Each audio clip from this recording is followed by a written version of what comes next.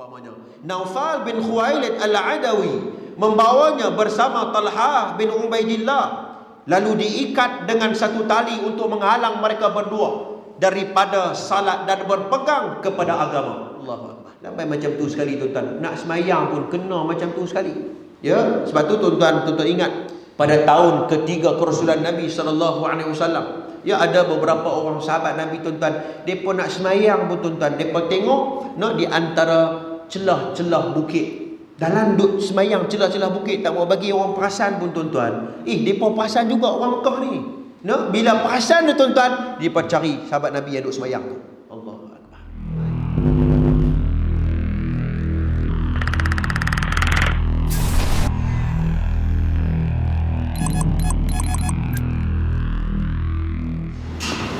Bismillahirrahmanirrahim. Assalamualaikum warahmatullahi wabarakatuh.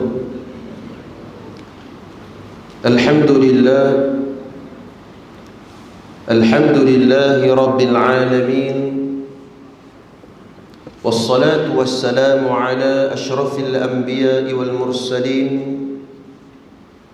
wa ala alihi wa sahbihi ajma'in. Qala rabbi shrah li sadri wa yassir li amri wahlul 'uqdatam min lisani yafqahu qawli.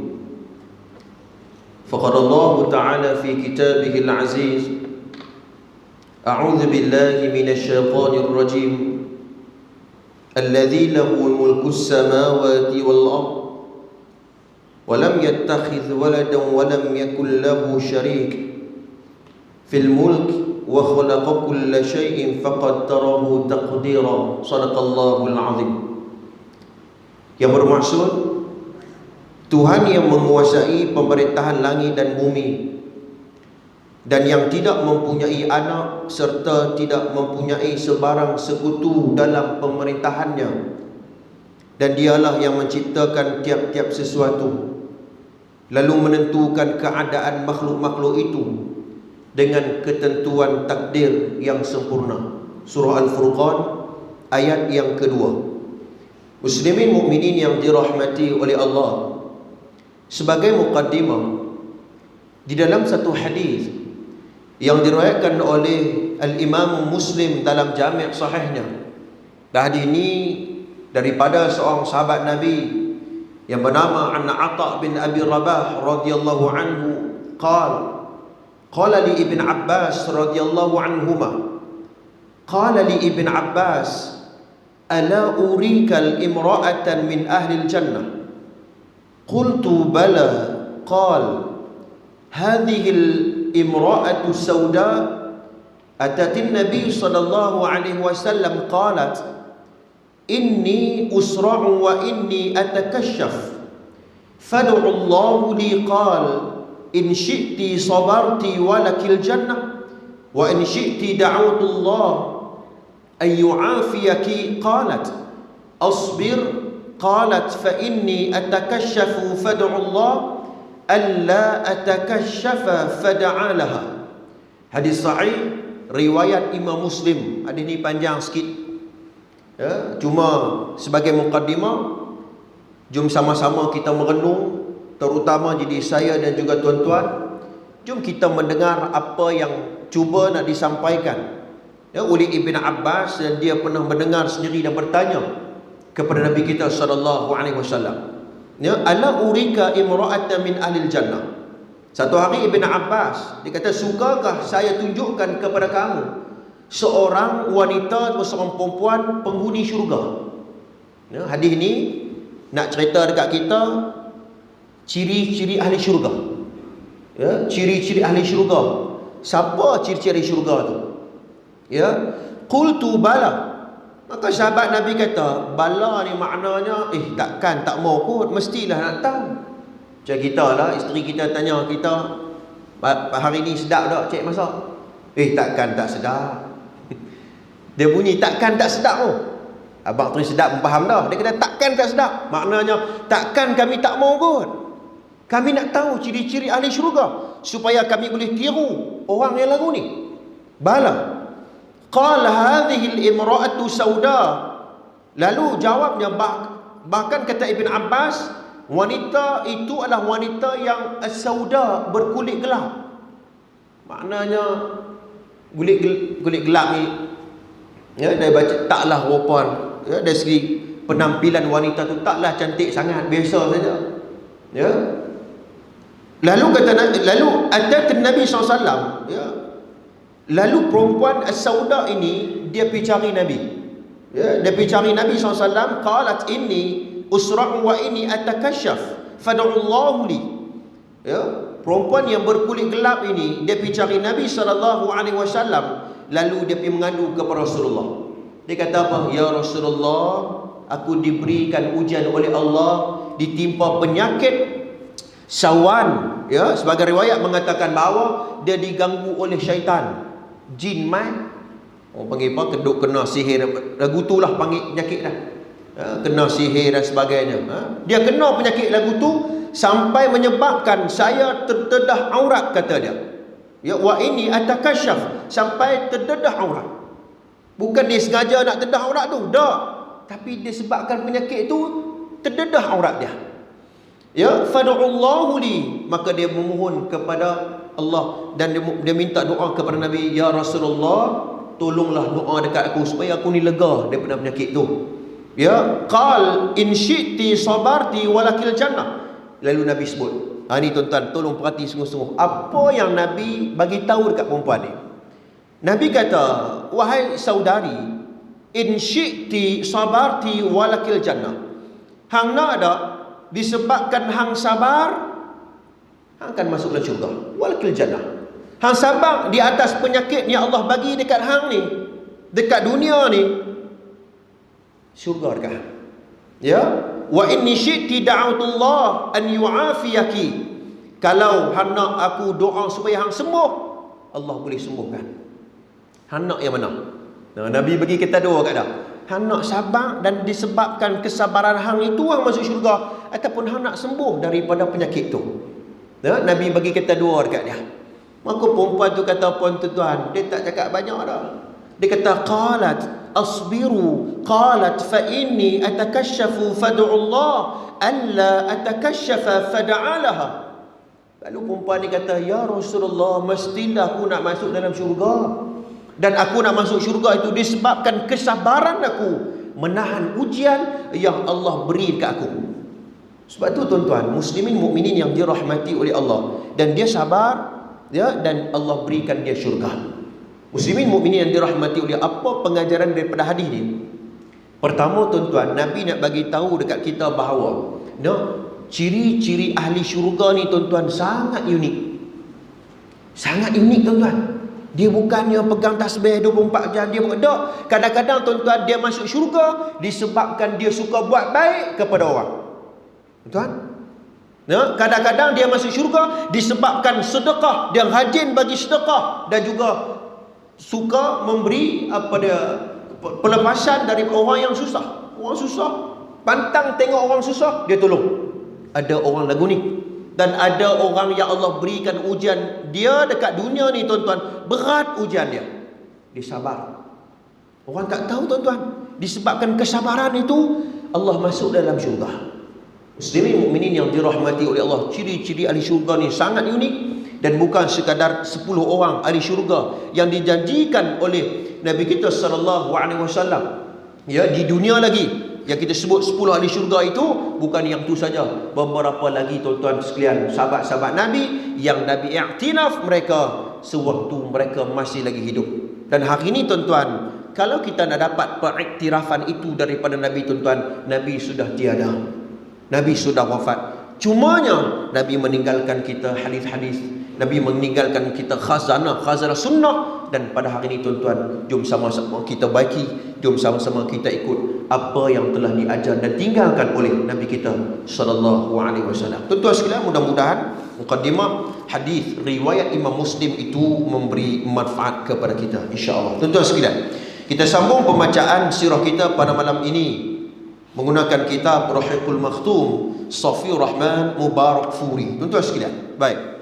Pada pertemuan yang lepas kita dah cerita tuan-tuan sekalian, iaitu bagaimana, ya, disebut sebagai golongan as-sabiqun al-awwalun, ya, golongan-golongan yang terawal memeluk Islam.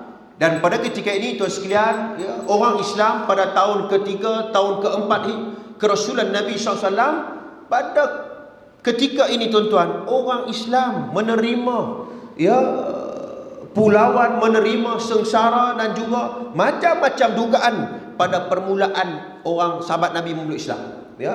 Dan sebab tu Allah pernah rakam dalam Al-Quran, as-sabiqun al-awwaluna minal muhajirin wal ansar, ya, orang-orang yang awal memeluk Islam di kalangan muhajirin dan di kalangan ansar. Depa ni tuan-tuan orang istimewa.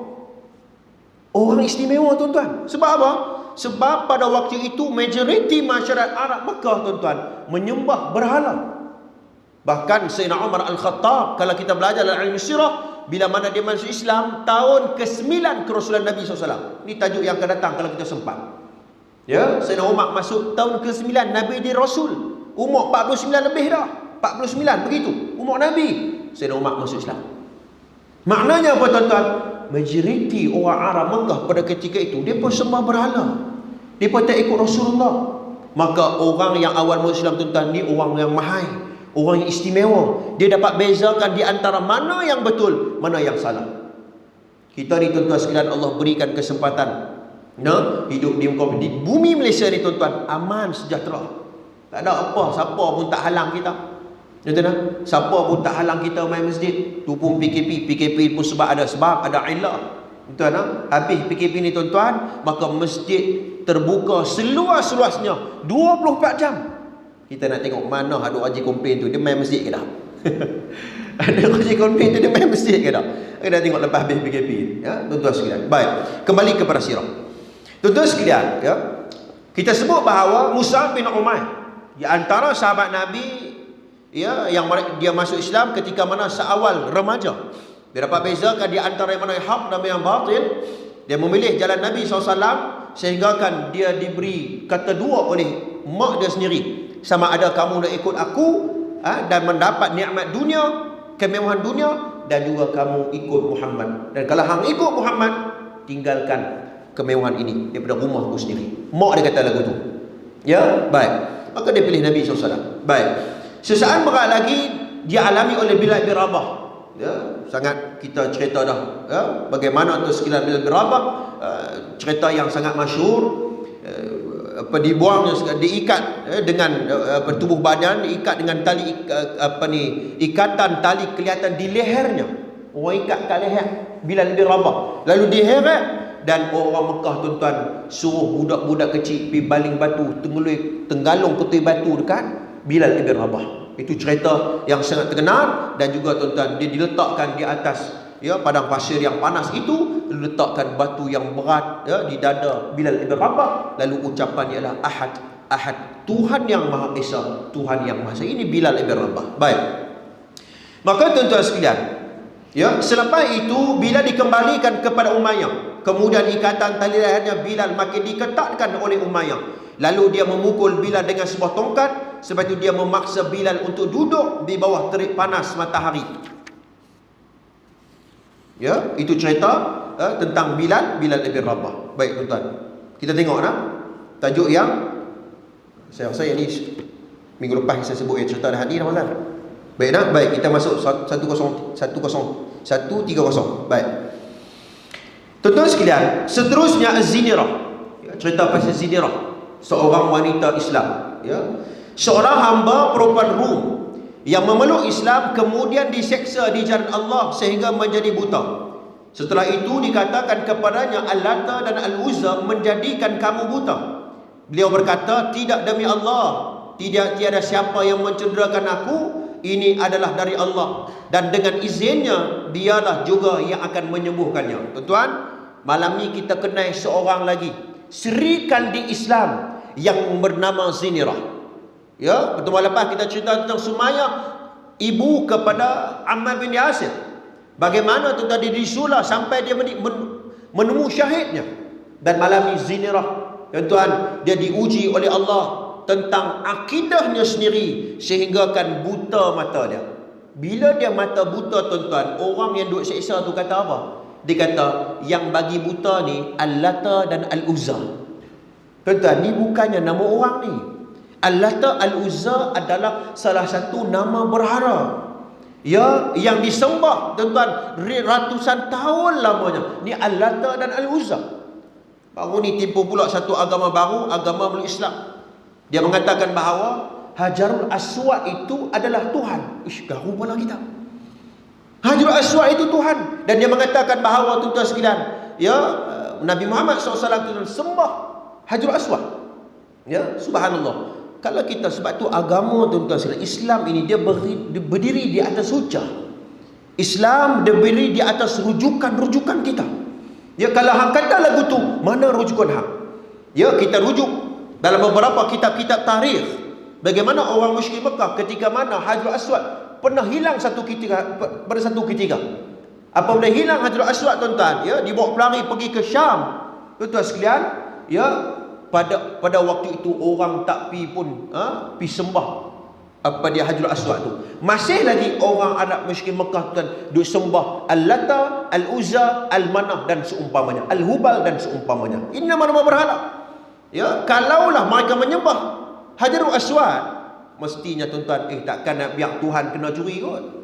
Ya, mesti mereka cari sampai jumpa Hajarul Aswad dan mereka sembah Hajarul Aswad.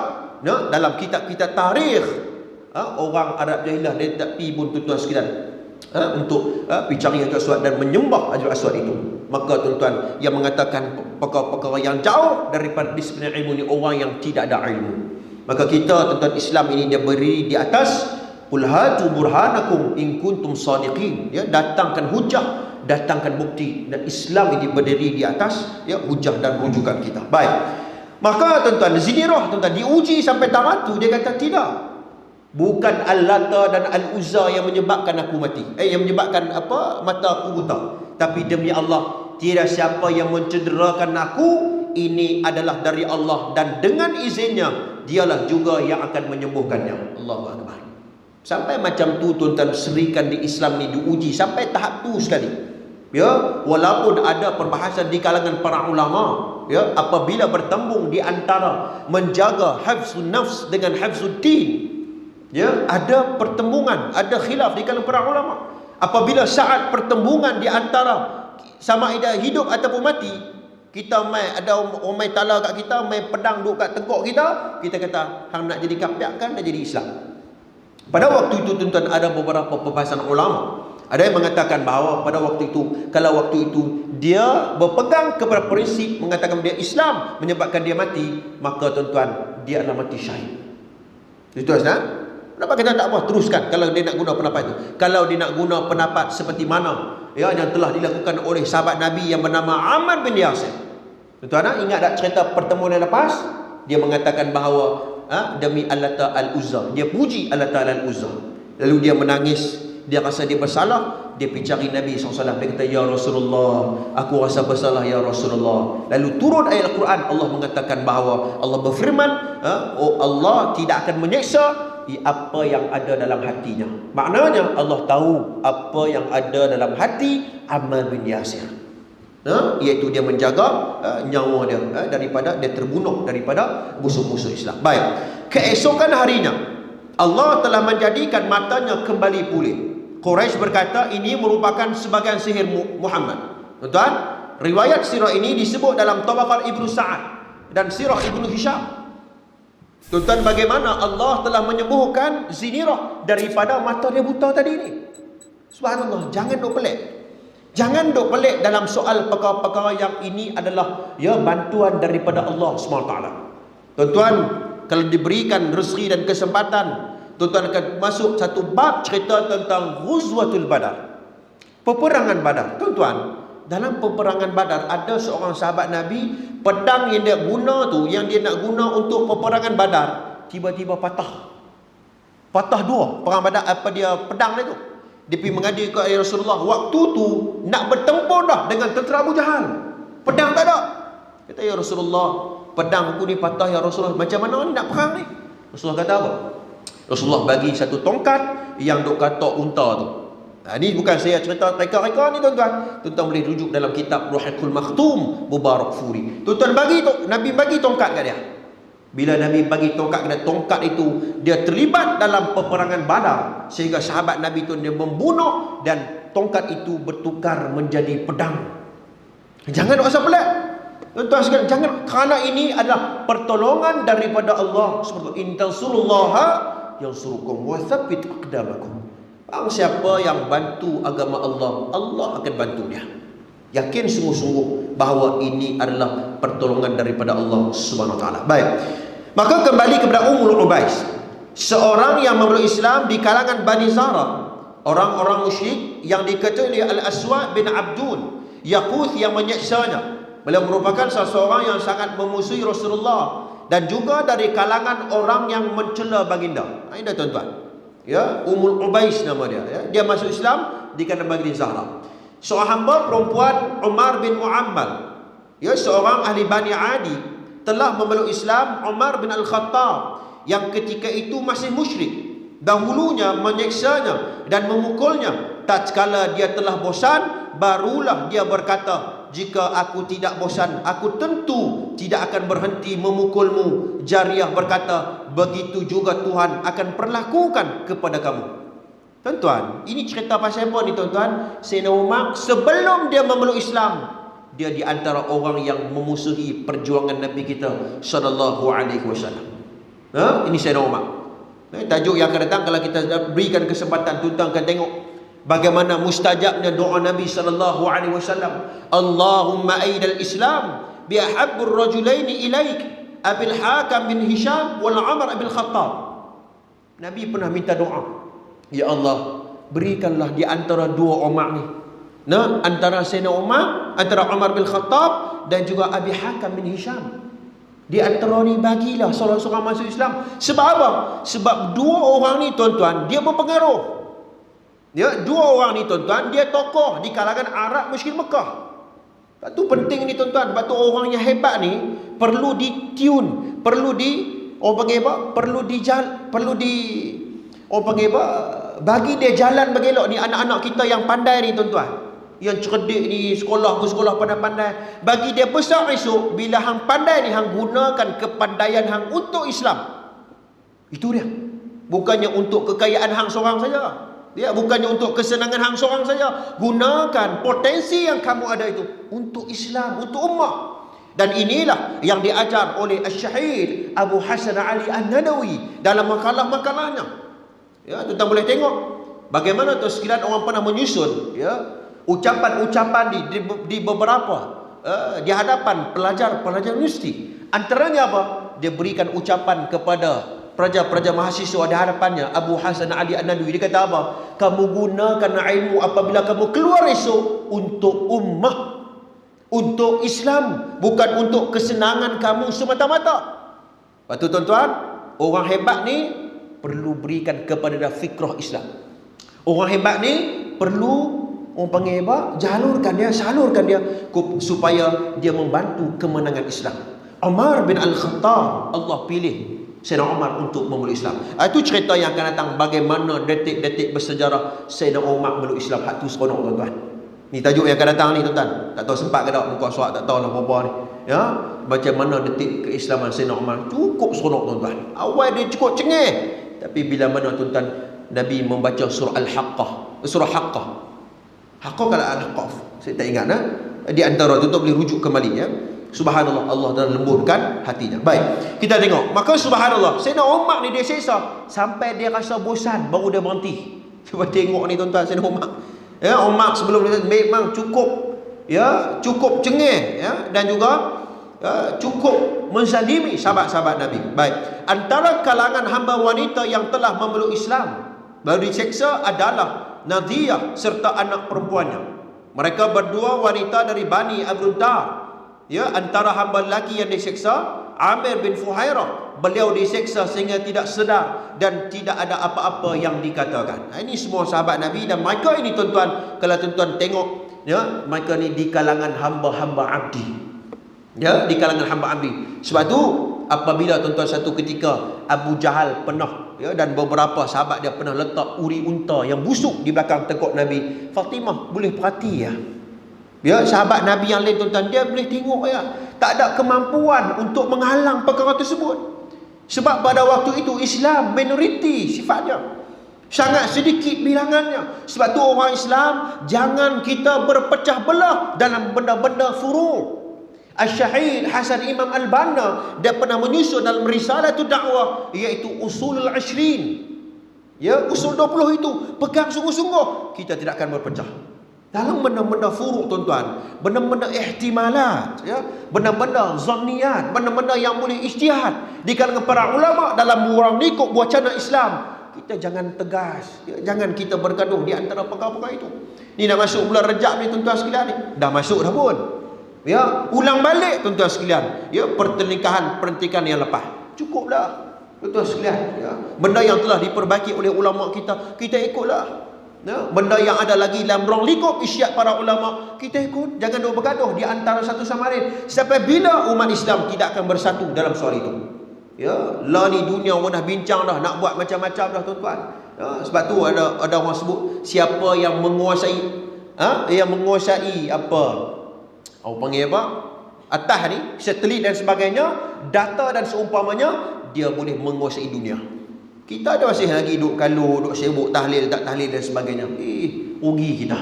Ya, sebab tu Abu Hasan Ali An-Nadwi dan beberapa tokoh mufakkir Islam seperti Al-Ghazali dan Malik bin Nabi, ya, dia menyebut bahawa rugi orang Islam ni hanya duk sibuk benda-benda kecil-kecil lagu tu saja.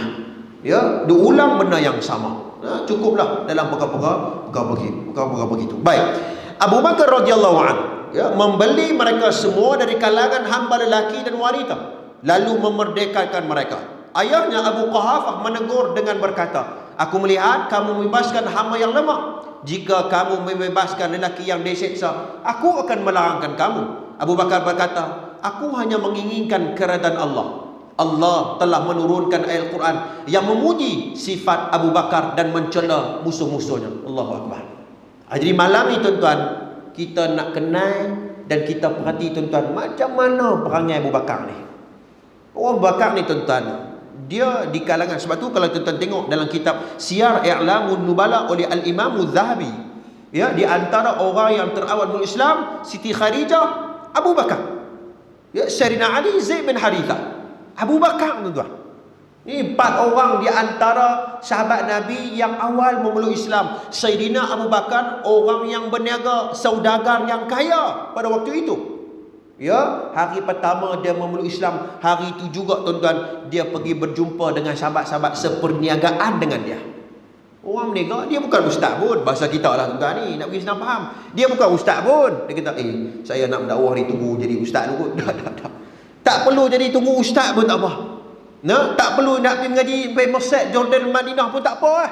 Yang penting, tuan-tuan, balighu anni walau ayah. Apa yang kamu ada, bagaimanapun kemampuan kamu dan posisi kamu, sebarkan dakwah.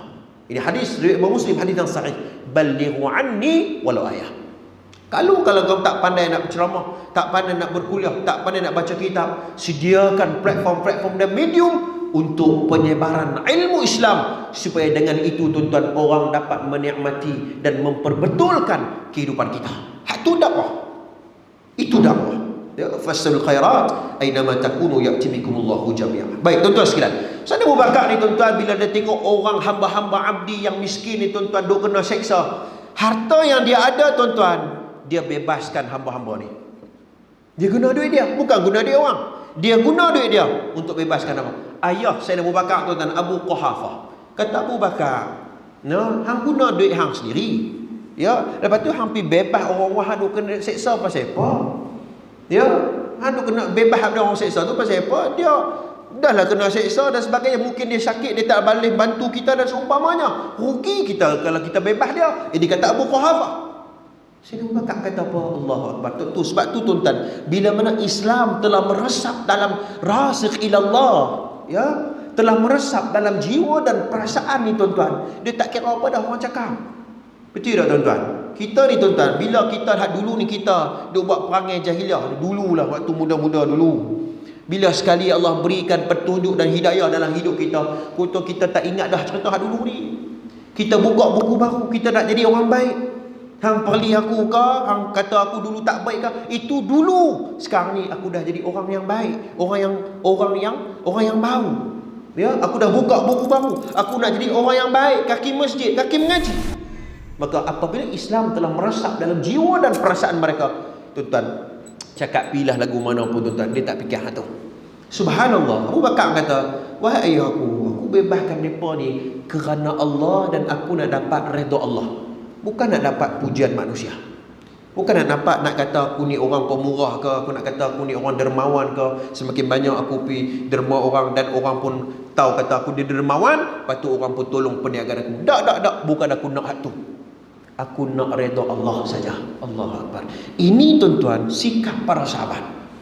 Sikap yang ditunjukkan oleh Sayyidina Abu Bakar As-Siddiq, seorang dermawan, orang kaya yang dermawan. Susah ni tuan-tuan, orang kaya yang dermawan ni. Ya, baik. Dalam sikap Abu Bakar ini, ya, dan mencela musuh-musuhnya, Allah telah rakamkan, ya, pada dalam surah Al-Lail ayat 14 dan 16, fa'anzartukum naran talazza la yaslaha illa al-ashqa alladhi kadzdzaba wa tawalla. Allah rakam perangai yang baik Sayyidina Abu Bakar ini, ya, dalam Al-Quran, yang bermaksud maka kami memperingatkan kamu dengan neraka yang menyala-jala. Tidak ada yang masuk ke dalamnya kecuali orang yang paling celaka, yang mendustakan kebenaran dan berpaling dari iman. Orang hak masuk neraka ni tuan-tuan, dia tak percaya syurga neraka ni. Orang hak masuk neraka ni tuan-tuan sekalian, dia tak mau benda-benda pasal Islam, dia tak mau hak tu. Dia nak seronok ya. Bila kita fikir balik, hang nak seronok lama mana? Nak seronok lama mana ni? Kita duduk dekat dunia ni tuan-tuan 60-70 tahun ya. Ya, 80 tahun tu pun susah lah nak cari ni. 80, 100 pun lagi susah nak cari ni. Kampung Muagung ada ke 100 tahun? Ada ke? Tak ada. Susah ni. Jadi tuan-tuan, kalau kita tolak, congok-congok, pimai-pimai ada dalam 20 tahun, 30 tahun, 15 tahun lagi umur kita nak duduk dekat dunia ni. Kita nak buat apa kat dunia ni? Kita nak buat apa kat dunia ni? Hak tu kita kena tanya iman kita sendiri. Hak tu kena tanya diri kita, kena muhasabah diri kita tuan-tuan. Kita nak buat apa? Muslimin mukminin yang dirahmati oleh Allah. Bahkan ayat ini ditujukan oleh Umayyah bin Khalaf, ya, dalam surah Al-Lail ayat 70 sampai 21. وَسَيُجَنَّبُ الْأَتْقَى الَّذِي يُؤْتِي مَالَهُ يَتَزَكَّى وَمَا لِأَحَدٍ عِنْدَهُ مِنْ نِعْمَةٍ تُجْزَى إِلَّا ابْتِغَاءَ وَجْهِ رَبِّهِ الْأَعْلَى وَلَسَوْفَ يَرْضَى. Sadaqallahul azim. Yang bermaksud, dan kelak akan dijauhkan orang yang paling takwa dari negara itu, yang menafkahkan hartanya di jalan Allah untuk membersihkannya, padahal tidak ada seseorang pun memberikan satu nikmat kepadanya yang harus dibalasnya, tetapi dia memberikan itu semata-mata kerana mencari keredaan Tuhannya yang maha tinggi, dan kelak dia benar-benar mendapat kepuasannya. Ini Allah rakam dalam Quran. Ya, orang yang berkeluar sebahagian daripada harta dia, orang pun tak tahu, isteri dia pun tak tahu, anak-anak pun tak tahu tuan-tuan. Sedekah yang dia bagi itu, orang tak tahu. Kalau orang tahu tuan-tuan, dia boleh ada juga usul-usul nak bagi orang kenal dia tu. Tapi orang tak tahu semua tu. Dia bagi tu tuan-tuan sekalian, orang tak tahu dia bagi.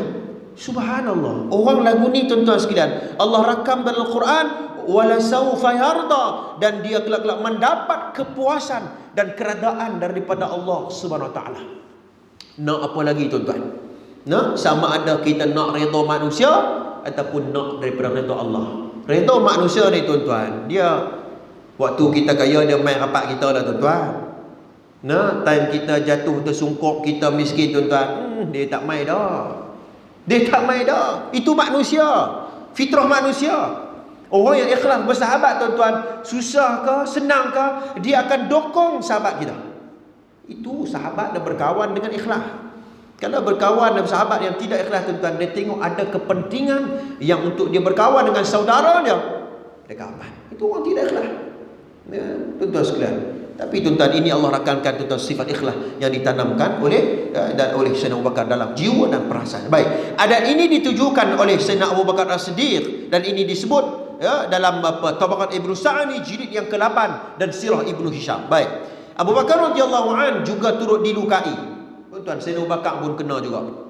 Ya, dia pun kena luka, dia pun kena juga, ya, ditahmah, dikeji dan seumpamanya. Naufal bin Khuwailid Al-Adawi membawanya bersama Talha bin Ubaidillah, lalu diikat dengan satu tali untuk menghalang mereka berdua daripada salat dan berpegang kepada agama. Allahu Akbar. Sampai macam tu sekali tuan-tuan, nak semayang pun kena macam tu sekali. Ya, sebab tu tuan-tuan ingat, pada tahun ketiga kerasulan Nabi SAW, ya, ada beberapa orang sahabat Nabi tuan-tuan, depa nak semayang pun tuan-tuan, depa tengok nak di antara celah-celah bukit. Dalam duduk semayang celah-celah bukit, tak mau bagi orang perasan pun tuan-tuan. Depa perasan juga orang Mekah ni. Nak bila perasan tu tuan-tuan, depa cari sahabat Nabi yang duduk semayang tu. Allahu Akbar. Macam tu sekali. Biar muslimin mukminin dirahmati oleh Allah. Sebab tu tuan-tuan, kalau tuan-tuan ingat, ya, sejarah pensyariatan solat Jumaat. Tuan-tuan tahu tak sejarah pensyariatan solat Jumaat tuan-tuan bila? Waktu Nabi duduk di Mekah ke ataupun waktu Nabi di Madinah? Waktu Rasulullah dan para sahabat duduk di Mekah. Ya, waktu itu tuan-tuan pensyariatan solat Jumaat di Mekah. Tapi tidak ada kemampuan untuk solat. Tak ada kemampuan. Ya, Rasulullah tak mampu lagi. Sebab apa? Kalau buat solat Jumaat tuan-tuan, kumpul semua sahabat-sahabat solat Jumaat, habislah tuan-tuan, dia pun main katak, dia pun main bunuh dan seumpamanya. Tuan-tuan, sebab tu Nabi bila sampai di mana? Tuan-tuan singgah, Nabi singgah di satu kampung. Pada waktu tuan-tuan ada beberapa orang sahabat Nabi telah solat Jumaat di situ. Tuan-tuan sekalian, ini disebut dalam sejarah umat Islam tentang pensyariatan solat Jumaat. Muslimin mukminin yang dirahmati oleh Allah. Baik. Maka subhanallah, ya, hasilnya sesiapa sahaja yang memeluk Islam, ya, dan diketahui oleh mereka tidak akan terlepas daripada sebarang penyiksaan dan hukuman. Begitulah mudahnya bagi orang Islam yang lemah terutamanya golongan hamba. Mereka tidak mendapat perlindungan, bahkan ketua sendiri menyeksa dan tidak menghormati mereka. Allahu Akbar. Nah, majikan-majikan ni yang ada hamba ni, dan hamba tu meluk Islam, siap hamba tu memang kena teruk. Ini tuan-tuan sejarah yang tidak boleh hilang dalam sejarah bagi umat Islam. Bagaimana orang Islam permulaannya di kalangan sabiqun dan awal tuan-tuan diseksa sebagai ketua ubah. Baik, kita tengok pendirian orang musyrik terhadap Nabi SAW. Rasulullah SAW adalah merupakan seorang lelaki yang berlemah lembut dan berkepribadian luar biasa. Ya, diri baginda sentiasa diagungkan oleh para musuh dan sahabat, di mana pribadi yang agung dan mulia seperti itu tidak ada ditandinginya. Tuan ni, orang Mekah ni tuan, mereka bukan tak percaya kat Rasulullah. Mereka kenal Rasulullah tu, ya, Al-Amin, Asy-Syifa fi Huquqil Mustafa sallallahu alaihi wasallam. Dalam kitab tu cerita tuan-tuan, gelaran Al-Amin itu bukan sekadar amanah. Gelaran Al-Amin itu adalah himpunan sifat-sifat mahmudah yang terkandung, yang ada di dalam jiwa dan perasaan Nabi sallallahu alaihi wasallam. Itu sikapnya. Ya, sebab tu tuan-tuan Nabi pernah sebut dalam satu hadis yang diriwayatkan oleh Imam Muslim, man huriman rifqa, ya, hurimal khair. Barang siapa yang tidak ada kelembutan dalam akhlaknya. Ya, tak ada kelembutan tuan-tuan. Sembang dia kerah. Sembang dia tuan-tuan kasar selalu. Sembang dia kira nak cari gaduh orang lah. Man huriman rifqa hurimal khair. Maka sebenarnya dia jauh dengan kebaikan. Kebaikan tak main kat dia. Orang pun tuan-tuan tak seronok nak kawan dengan dia. Sebab tu tuan-tuan, Nabi ajak kita lainan janib dalam Syama'il Muhammadah dari Imam Tirmizi. Bagi lembut, cakap tu tuan-tuan, pilih perkataan-perkataan yang baik, santun dengan manusia. Ya, santun dengan manusia. Apa tadi, orang yang lebih berusia daripada kita. Ya, kena pandai sembang dengan orang tua-tua. Ni anak-anak kita ni tuan-tuan, kena ajak mereka sembang orang tua-tua bagi pandai. Mereka ada kalau main game tuan, kadang-kadang sembang orang tua-tua pun tak kerti tuan-tuan. Ya, penting ni tuan-tuan. Sebab ini ialah apa orang panggil akhlak dan adab. Takut-takut tuan-tuan sekalian, dia duk sibuk dengan game dia tu sampai dia tak hati dah tuan-tuan nak bersembang dengan orang yang lebih berusia daripada dia. Sebab tu tuan-tuan, pendidikan yang sebenarnya pendidikan ilmu itu untuk kehidupan dia. Ilmu tu bukannya hanya sekadar tuan-tuan untuk grade dan seumpamanya. Baik, kembali kepada sirah. Maka subhanallah, baginda tidak pernah terjebak dengan perkara yang menjatuhkan maruah, ya, perbuatan maksiat dan juga fitrah mereka. Selain itu baginda turut memiliki perlindungan daripada Abu Talib. Abu Talib ialah daripada golongan minoriti Mekah yang dipandang tinggi dalam Mekah. Perkara ini menyukarkan seseorang untuk mencela beliau. Kedudukan ini mengelisahkan kaum Quraisy, tuan-tuan sekalian. Siapa yang jaga Rasulullah ni tuan-tuan? Abu Talib, pak saudara Nabi SAW. Semua kita tahu Abu Talib ni lagu mana. Ya, tuan-tuan boleh tengok dalam pertemuan kali yang kedua, Nabi panggil di kalangan Bani Abdul Manaf dan Bani Hashim, ya, turut serta Abu Lahab, turut serta sekali dalam pertemuan kali kedua itu, tuan-tuan sekalian, Abu Lahab, ya, mengkritik Nabi SAW. Nabi Abu Lahab kata apa? Muhammad hang panggil kami ni hanya nak cerita pasal agama baru hang saja ke? Abu Lahab kata lagu tu kat dia, kat Nabi. Tuan-tuan, ya, maka Abu Talib kata apa? Jangan cakap lagu tu selagi mana Muhammad duduk di bawah jagaan aku, ikut suka dia dan buat apa. Abu Talib kata lagu tu, tuan-tuan. Maka subhanallah, sebab tu, ya, dalam kitab sirah menyebut bahawa di antara perkara awal di tahun keempat, tahun ketiga, tahun kelima kerasulan Nabi SAW, orang tak berani kacau batang tubuh Nabi SAW. Orang tak berani. Sebab apa? Kalau mereka kacau batang tubuh dan mereka bunuh Nabi SAW, seolah-olah mereka telah mengisytiharkan perang terhadap Bani Abdul Manaf, yakni keturunan, ya, Nabi SAW, yakni sama dengan mereka syiarkan perang terhadap Abu Talib. Ya, Abu Talib orang yang berpengaruh. Abu Talib orang yang apabila cakap, tuan-tuan, orang dengar. Macam kampung kita ni, tuan-tuan sekalian, qaryah kita ni, ada orang yang ada ketokohan ni, bila dia cakap, orang dengar cakap-cakap. Orang dengar cakap dia. Ada, tuan-tuan sekalian. Begitu juga di zaman Mekah Al-Mukarramah. Tuan, subhanallah, di antara orang yang orang dengar cakap Abu Talib, maka dia di bawah jagaan orang yang berpengaruh. Siapa? Nabi SAW. Maka orang tak berani. Maka sebenarnya faktor yang membuatkan mereka berfikir dengan baik bagi mengelakkan mereka terperangkap dalam kesempitan tanpa membuatkan mereka terjerumus ke dalam bahaya. Hal ini menyebabkan mereka cenderung untuk berbincang dengan Abu Talib. Arab musyrik Mekah ni garu kepala tuan-tuan ni. Tak tahu nak buat lagu mana dah. Ya, tahun demi tahun, bulan demi bulan, tuan-tuan, ya, hari demi hari, tuan-tuan, kuih ramai meluk Islam ni. Kuih ramai ikut apa yang Muhammad ajar. Ya, sebab tu, tuan-tuan, di awal Islam, ya, orang Mekah ni, tuan-tuan, dia buat satu, orang panggil apa dalam bahasa kita ni, buat satu promosi, bukan doktrinisasi. Ni bahasa ni. Doktrinisasi, dia doktrin. Ya, orang Mekah dia kata apa? Hampa kalau jumpa Muhammad, lari daripada dia. Jangan duk dengar apa yang Muhammad baca tentang Al-Quran. Tuan-tuan, ya, sebab tu ada di kalangan musyrik Mekah apabila dia mendengar surah Ar-Ra'du, bila Nabi sujud, tuan-tuan, mereka turut sujud. Sebab mereka tak pernah dengar Quran. Hebat sungguh ayat-ayat yang terdapat dalam Al-Quran. Subhanallah. Maka subhanallah, dia cerita dalam sirah, tuan-tuan, ya, setahun demi tahun orang mula meluk Islam, kuih ramai meluk Islam. Sebab apa? Sebab pertembungan di antara yang benar dan yang batil. Allah berikan akal kepada kita, tuan-tuan, untuk berfikir. Afala ta'qilun, afala tatafakkarun. Nah, ini ayat Quran. Ya, Allah suruh kita ni berfikir terhadap agama kita sendiri.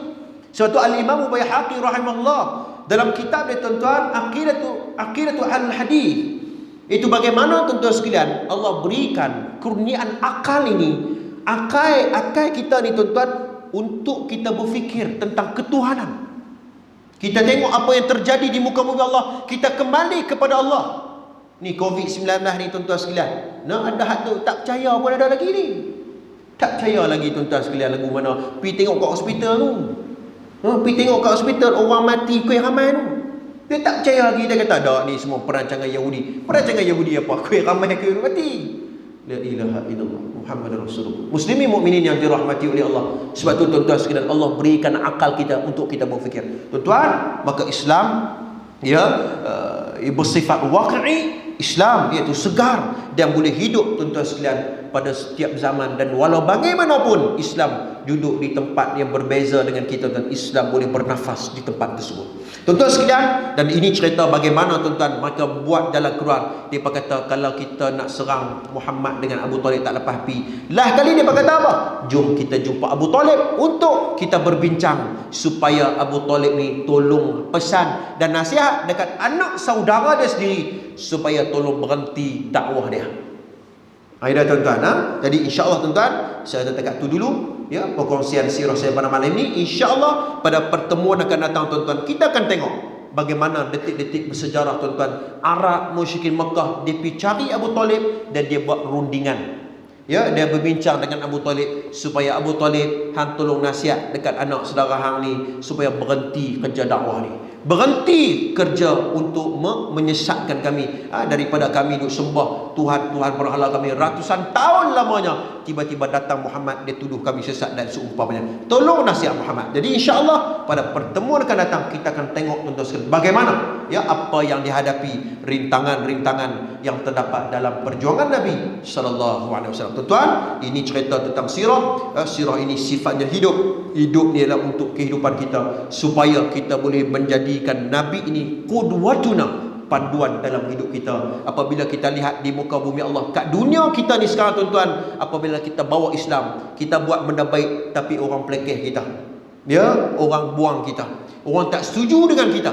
Kita ingat balik tuan-tuan, bagaimana Islam yang dibawa oleh Nabi tuan-tuan, orang tak setuju di permulaannya, tetapi pada saat ini tuan-tuan, Islam segar dan ramai orang Islam disebabkan kebenaran yang dibawa oleh Nabi kita sallallahu alaihi wasallam. Saya rasa dekat itu dulu. Aqul qauli hadza wa astaghfirullahal azim wa li wa lakum. Wassalamualaikum warahmatullahi wabarakatuh. A'udzubillahi minasyaitonir rajim. Bismillahirrahmanirrahim. Alhamdulillahirabbil alamin. Wassalatu wassalamu ala asyrafil anbiya'i wal mursalin wa ala alihi wa sahbihi ajma'in. Allahumma arham jam'ana jam'an marhuma wa tafarraqna min ba'dihi tafarruqan ma'suma. Allahumma inna nas'aluka al-huda wat-tuqa wal-'afafa wal-ghina. Wa sallallahu ala sayyidina Muhammad wa ala alihi wa sahbihi ajma'in. Walhamdulillahi rabbil alamin.